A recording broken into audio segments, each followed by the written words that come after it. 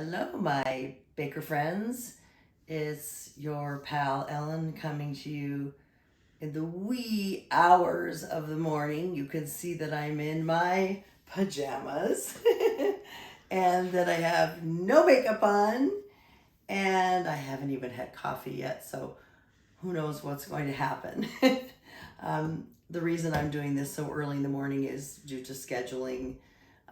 Tomorrow is National Homemade Bread Day, and I thought, well, I have to release a video for National Homemade Bread Day, but my husband and I kind of had a lot of things going on, and so the only way I could get this done where he could shoot the video is for for both of us to get up at 5:30 in the morning. So that's how much I love you. So no makeup, no coffee. What would I don't, who knows what I'm going to do. So today's going to be it's going to be a comparison challenge. I'm going to make sweet milk and vanilla bread, and I'm going to make the same recipe in both bread pans in 2 bread machines. So I'm going to make the identical recipe in identical bread machines because all 3 of my bread machines are the Zojirushi Virtuoso Plus. However, in bread machine number 1, I'm going to bake it all the way through in the bread machine. And in Zo number 2, I'm going to use the dough cores, take it out, shape it, let it do a final rise, and bake it in the oven, in a loaf pan. And so that will give us information, at least for this one recipe, of how different they will look, maybe how the texture, the color. We're gonna see. It's gonna be an experiment. I don't think I've ever done this before. I mean, I have a long time ago made recipes all the way through in the bread machine and then later made them dough course, but it's been years, so I have no idea what the differences are going to be, so this should be kind of interesting. So the first 3 ingredients are milk, egg, and some vanilla. 236 grams of milk, 1 egg, and a splash of vanilla to taste. I want it to taste like vanilla, so I put in 10 grams of vanilla, which is about a tablespoon. So to save time, I mixed it up. So in this measuring cup, I have the milk, the egg, and the vanilla. I'm gonna pop that in there. Get rid of it.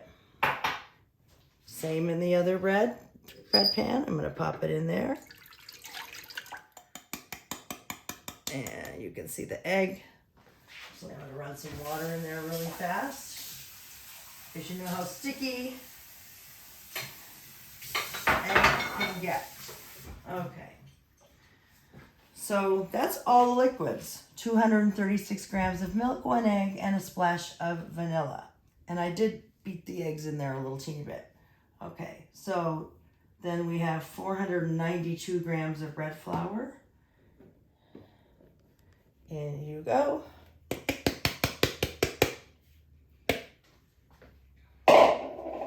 And in you go. I am hurrying just a little bit because if I don't get these going, my videographer will not be here to do the next important segment. I can do some of it, but anyway, okay. So next ingredient was 492 grams of bread flour. You don't have to write that down. It'll be in the description. Then we have sugar, 50 grams of sugar. You know that I always put it on the right.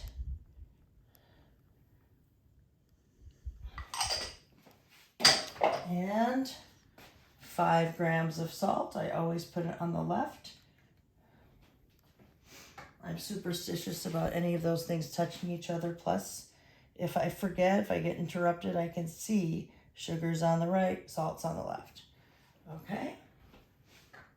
Before the yeast, the last ingredient is the butter. It's 75 grams of butter. I weighed this out last night. I'm gonna put it around the sides.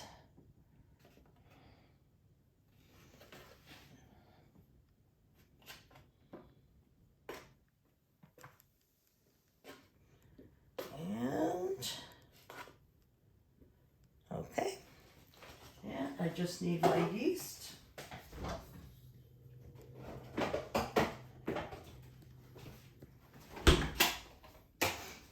This I have to weigh. I didn't do this yet. Oh, I have to make my little well in the flour.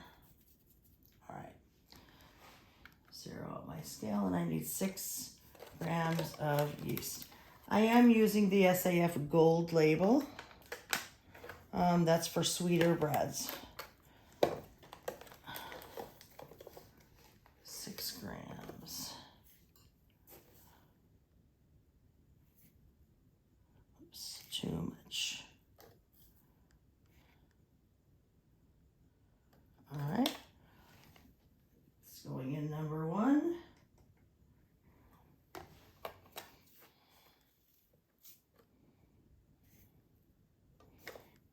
More,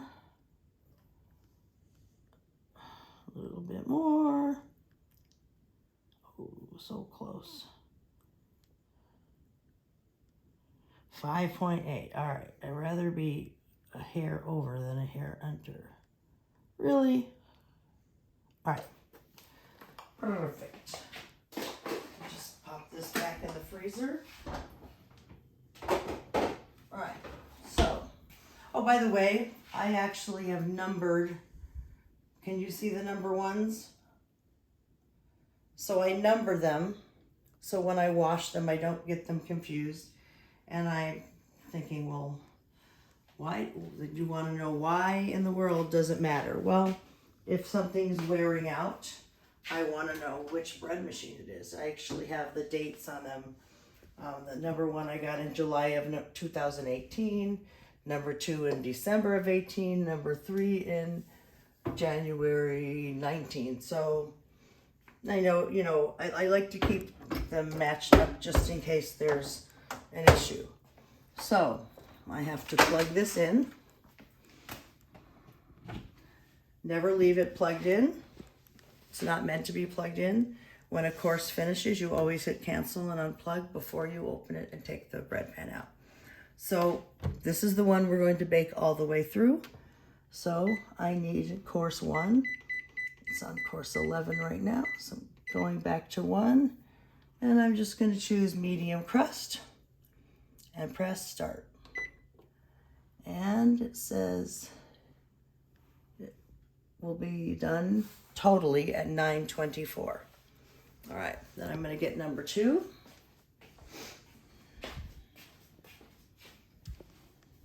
Oh, I didn't put the yeast in this one. I did the yeast in the other one, right? Okay. Thank you. My husband with his pointing fingers. I haven't had coffee, like I said. Oh boy. All right, I'm gonna plug this one in over here. All right. And I'm gonna pop this one in.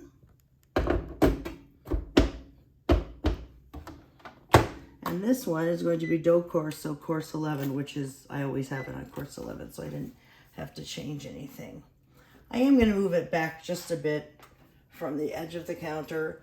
These have never walked. I had an old Oster bread maker for a time. My dad found in his garage. I'm like, ooh, an extra bread maker. And that's when I only had this one. And it started to walk off my counter, and that was not good. But these don't move. All right, so this dough cycle will be done at 7:50 a.m. just in time for my husband to shoot me shaping it and putting it in the loaf pan for its final rise. So got the hard part done. I didn't forget to mention just now that I wanted to mention this, that always buy high quality pure vanilla extract. You don't go through a bottle that fast unless you are, you know, a mega baker. And I mean, I'm a mega bread baker, but I don't bake other kinds of stuff quite as often. So really buy pure vanilla extract, never the artificial vanilla extract. Just in case you haven't watched one of my videos before, or if you have a different type of a bread machine, not a Zojirushi, my bread machines have a rest period. I think it's about 25-30 minutes. What this does is it warms the liquid and softens the butter to the optimal temperature for kneading and for the yeast to bloom. If your bread machine does not have a preheat or rest segment before it starts kneading, then you will need to slightly warm your liquids and, okay, no coffee brain here, and soften your butter a bit. If you have a preheat rest function and it says melted butter, you don't need to melt the butter. Unless you have to do something ahead of time where you mix, the butter together. So right now, these just will say, sorry for the glare, see how it says rest right there. Okay, so that's what that is all about. Let me know what you're making on National Homemade Bread Making Day. Well, the first interesting thing in the comparison is, even though I started number 2 about 2 minutes later than I started number 1, number 2's rest period is over and has already started kneading. Number 1 is still on rest, and this is the one, number 1 is the one that's going to go all the way through baking. So that's kind of interesting. I didn't even realize that. I thought it was the same up to the baking. See, I already learned something. This is zone number 2. I'm about to check for too wet, too dry. So looking at this, tacky but not sticky. It's only been kneading for maybe 5 minutes tops, and it's already making a nice dough ball. And this guy is still resting. Very interesting. I never knew it took longer. So this is the first bread machine, the one that I have on course 1, that I'm going to bake the bread in the bread machine. And I don't seem to need to make any adjustments. It's a nice dough ball. It's not too wet. It's tacky but not sticky. We're all good. I don't need to adjust as far as flour and liquid. And here again is number 2, looking good. At this point, I can pretty much walk away until the dough is done on number 2. They're both rising beautifully. This is number 2, the one I have set at the dough cycle. This is number 1. It's going through a little bit of a punch down. Yep, there it is. So it's been rising and it's punching down. Number 2, dough cycle 1 may have punched down, but I was kind of snoozing on the couch a little bit. The dough is done in zone number 2. I'm going to follow the instructions and hit cancel. There is a beep. Someone asked me if there was. And unplug it. And pull that bread pan up. You can see that it's beautiful dough, risen beautifully. I'm going to come over here to the island. I'm going to pop it out. Pull. And you always want to make sure that you see 2 paddles in here, and if they're not, you got to look for them in the dough. Don't forget that. I take them out immediately because there's dough that gets around the spindles sometimes, or grease, and it'll be harder to get them off later. They get kind of glued in. So I pop a little dish soap in, run some water. I don't fill it, but I fill it like at least to the top of the spindles. Okay. The bread pan's not hard to wash, but if the dough gets caked around the spindles and in the paddles, that makes it harder to wash that area. All right, so if you notice, when you take the dough out, it's pretty close to a loaf shape already. I've prepared my bread pan. This is one of my my new favorite loaf pan, which is a Williams Sonoma Gold Touch loaf pan. And I did spray it with nonstick spray, but then I put the parchment in. I didn't used to put the parchment in. I use it on cookie sheets, of course, but I didn't used to put the parchment in until recently. But it sure is easy to just lift out the loaf of bread to put on the coulis rack. It just makes it a little bit easier. Okay, so when I take the dough out, I don't need it. You don't knock it down. You don't need it. I mean, it gets knocked down a little, I suppose, from handling, but look, how much do I have to do? It's pretty much already the shape. So nothing much to do here. I'm just going to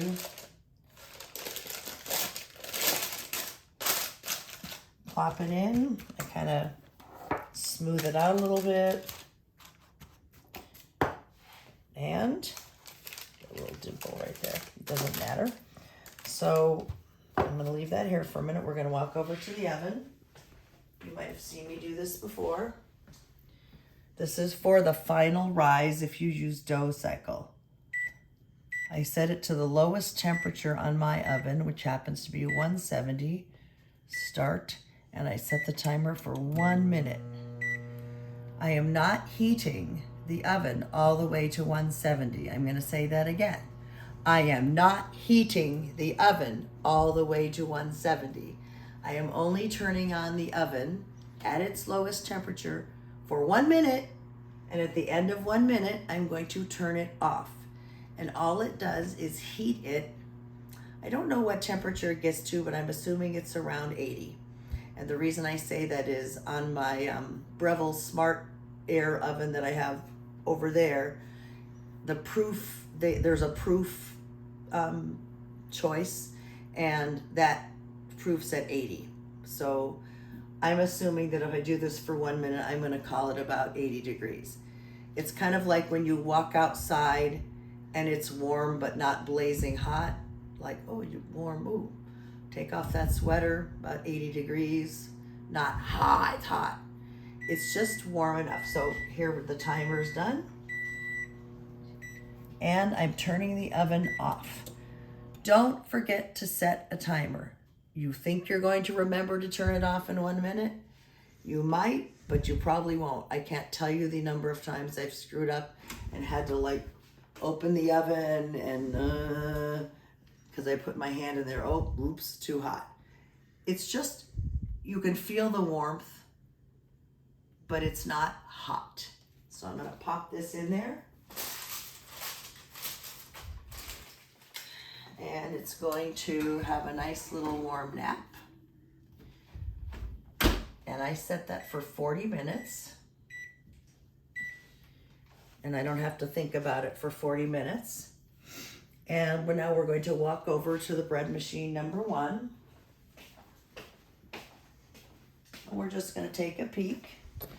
It's on rise right now.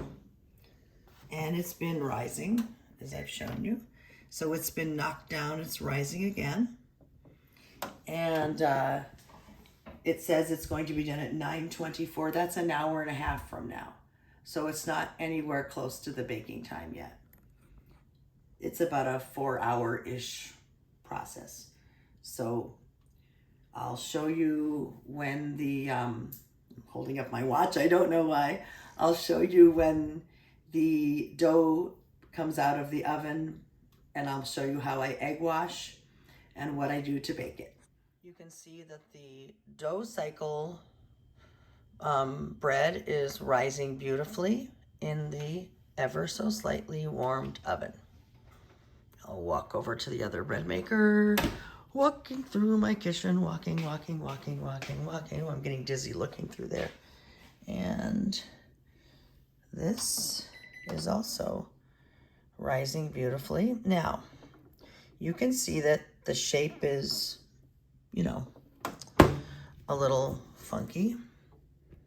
And it does say bake. Trying to get that so you can see it right there. not the easiest display. So it is baking, and it will have that little knobby whatever, and it will be slightly sloped.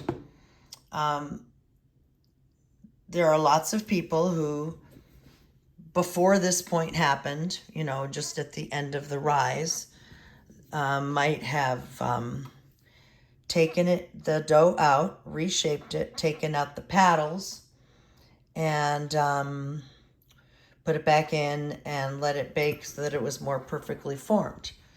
I've never done that. I've not timed it. I'd have to stand here and watch. I'm going to show you the recipe while we're talking. So I chose not to do that this time. In fact, I've never done it. I've never taken out the dough and reshaped it, and I've never reached in to get the paddles. I know that a lot of people do that. This machine does not have a beep at the time to do that, but this is the reason why I always, except for this experiment and the one I did the other day, this is why I use dough. Of course, I can shape it however I want it. I can put it in my favorite loaf pan. I can make rolls. I can do whatever. That doesn't mean that I'm saying don't bake in the machine. And that doesn't mean, you know, I'm not saying if you want to take it out and reshape it at the end of that rise before it bakes, go for it. But I'm just saying that's not something I do. Okay, I'm going to turn this off until the dough that's rising is ready to be egg washed and baked.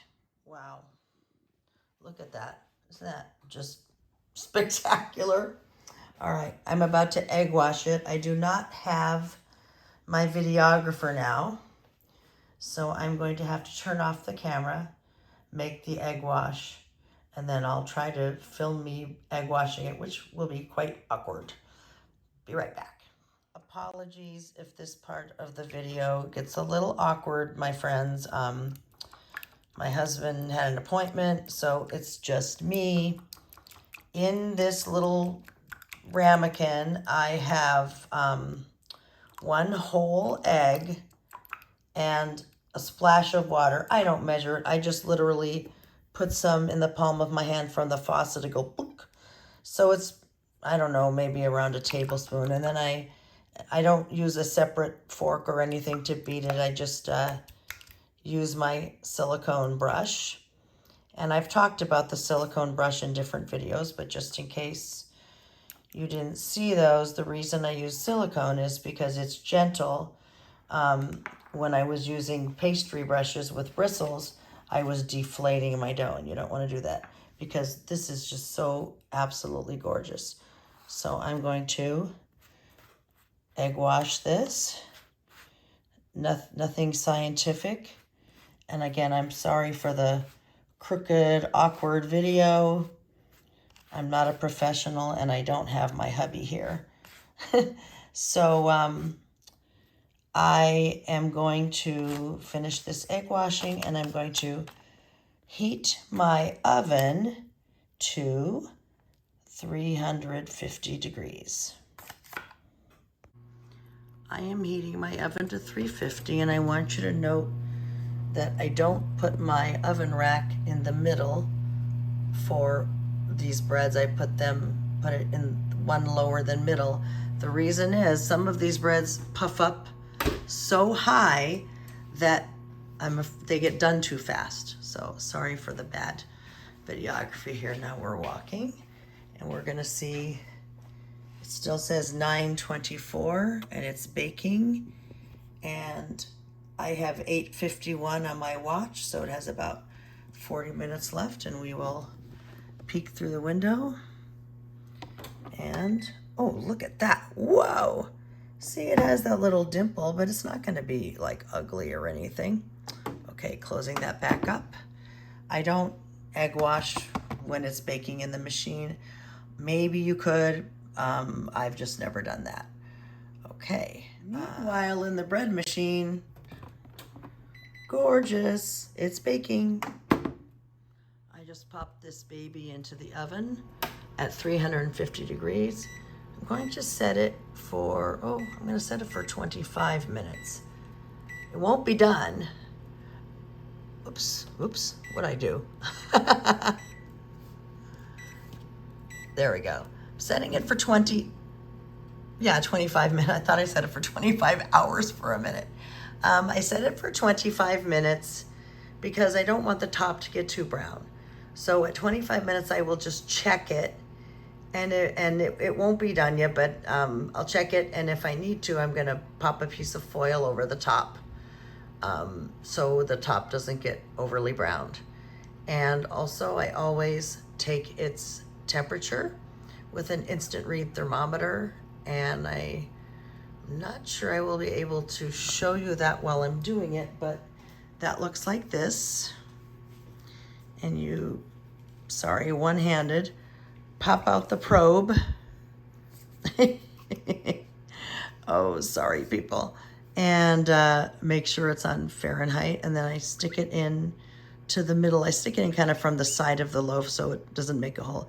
And then it has to be between 190 and 200. And with an enriched bread like this that has egg and milk, it needs to be closer to 200 degrees. 6 minutes left for the one baking in the bread machine at medium crust level. It looks like it's gonna be really nice. Look at that. Ooh, ooh, hot. 2 minutes and 35 seconds left on the one in the oven. I don't think it's gonna be done though, but look, see how brown that crust is? It's pretty much time for me to cover that with foil. So this is what I mean by covering it with foil. I just kind of pop it over the top and lay it on top. I don't, tighten it down. So the one in the oven, I have reset for 5 minutes because I took its temperature and it was only at 160. So this one is done. I'm pressing cancel. If you have a Zovi Plus, always cancel.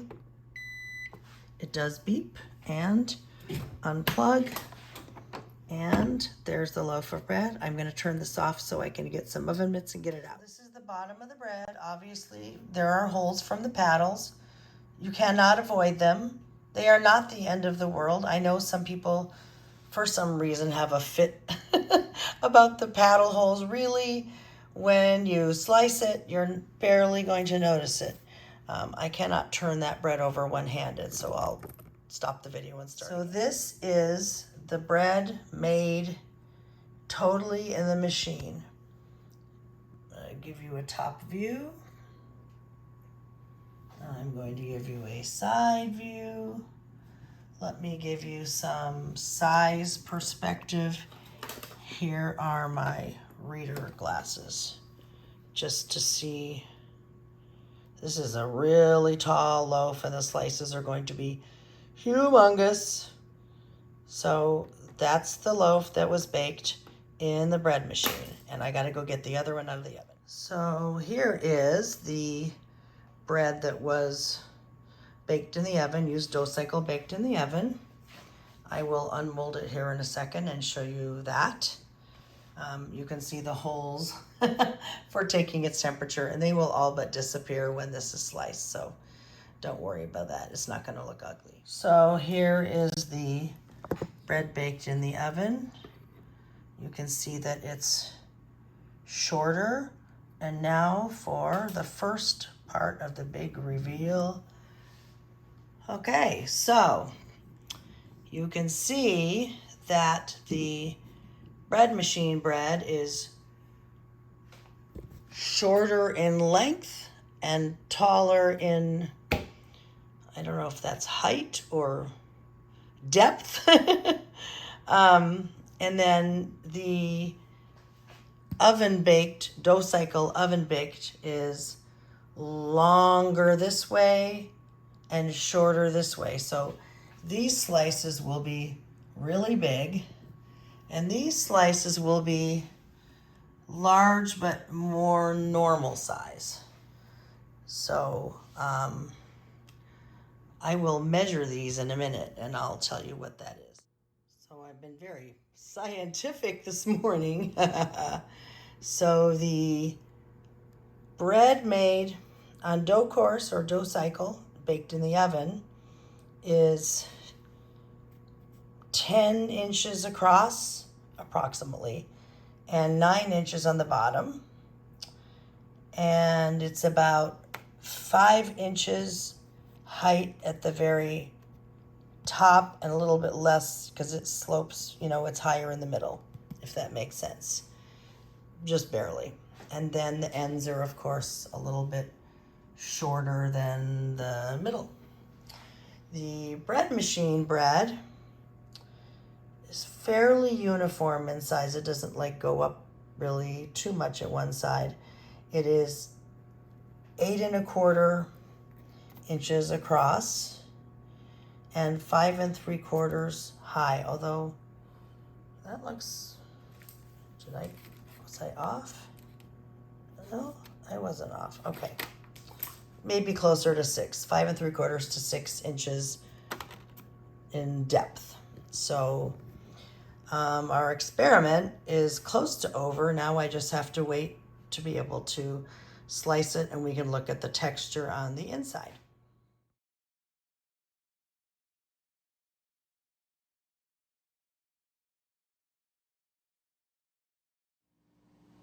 This is the pan that the bread baked in the bread machine.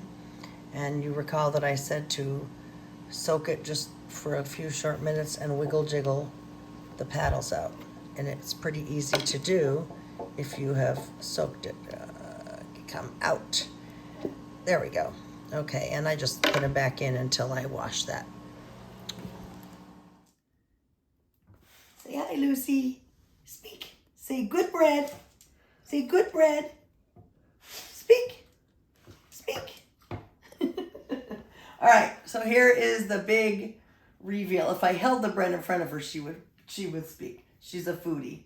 So here is the big reveal.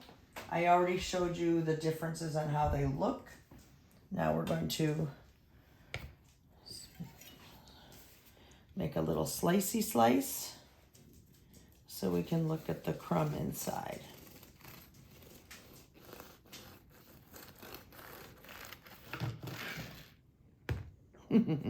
How dramatic, thunk.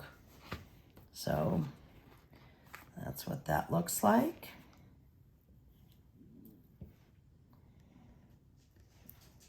And I'm gonna pop this back up here.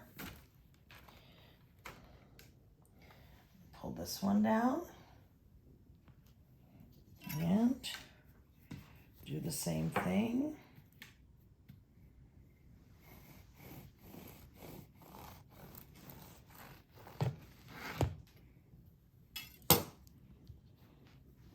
So let's see.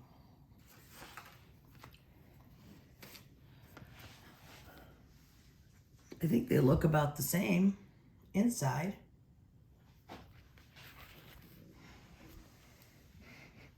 They smell the same. All right, so this is the machine baked one. Yum yum. By the way, it is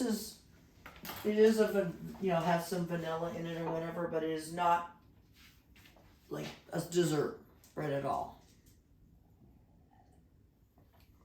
It's pretty much a white bread, but obviously it has egg in it. All right, talking one mouthful.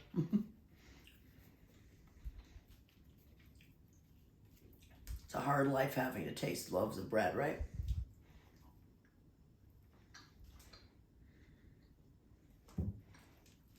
I wonder if I'm crazy that this tastes different.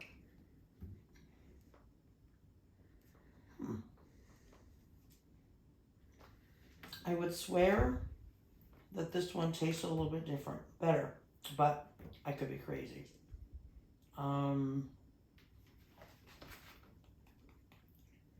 This has kind of a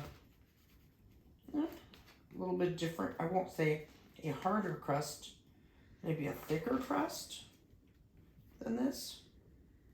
I'm trying to figure it out. I'm just gonna do this. Okay, this is the dough one. Very scientific, this experiment.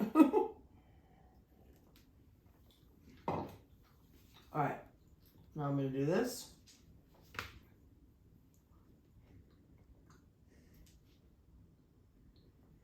They're so close. I don't know why, but this one tastes better to me. it's probably the same. All right, Lucy, let's see which one Lucy likes better. All right, this is the bread machine one. Do you like this one? What do you think? Is that good? What do you think about this one? She likes both. So anyway, that's the end of our experiment. It's probably not any better. I'm probably imagining it. They taste about the same. So this really, comparison really shows you that it's an aesthetics difference, right? Obviously, well, I think that this loaf is prettier because of the shiny egg wash top, and I like the size of this better. There's absolutely nothing wrong with the one baked in the bread machine. It's just as good.